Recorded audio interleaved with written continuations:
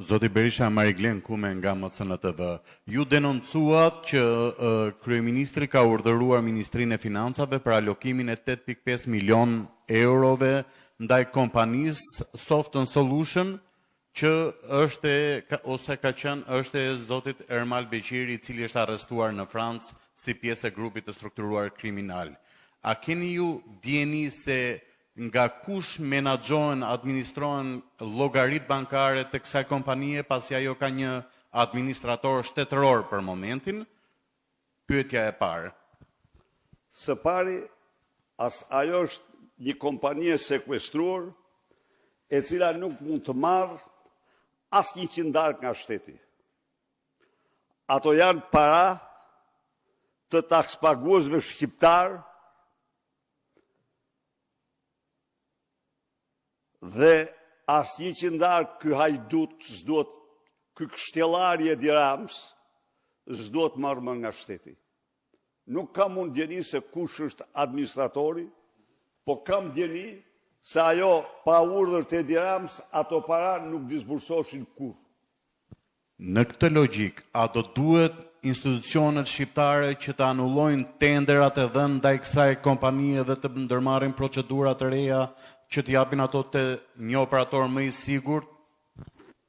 Në këtë logjik, ndërmarrjet shqiptare nuk mund të bashkëpunojnë kurrë me kriminal dhe ndërmarrjet të tyre. Nuk mund të bashkëpunojnë kurrë me kriminal dhe ndërmarrjet të tyre, pa diskutim. Po disi janë ato tendra. Zoti Kume, ato janë kështu. Del Frangu, Baxhanaku i lindës së Surrerit, dhe thotë unë do të bëj ju, do të lumturoj me inteligencë artificiale. Do kujdesem për të inteligencë artificiale inexistente në Shqipëri. Nuk do thotë do përmirësoj, thotë, se do ekziston sipas jo, ekziston. Dhe sa merr?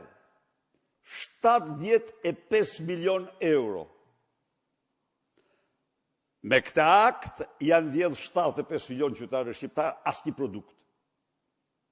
Zero produkt. Po kështu është kontrata e Soft Solution. Që herë merr njeri, herë merr tjetri, herë merr tjetri kompani.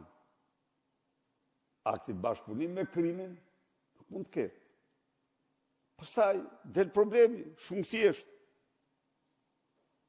Po ndërtohet kulla. Me parat e trafikantëve. Po jo, duhet të vazhdoj investimi që kullat mos ndërpritet. Jo, mor zotëri. Sipërmarrjet e krimit shemben. Sipërmarrjet e krimit asgjësohen. Sipërmarrjet e krimit falimentohen. Ky është qëndrimi, nëse shteti don të ndahet nga krimi. Kur janë pjesë e shtetit, krimi pjesë e shtetit, vazhdojnë me këtë mënyrë.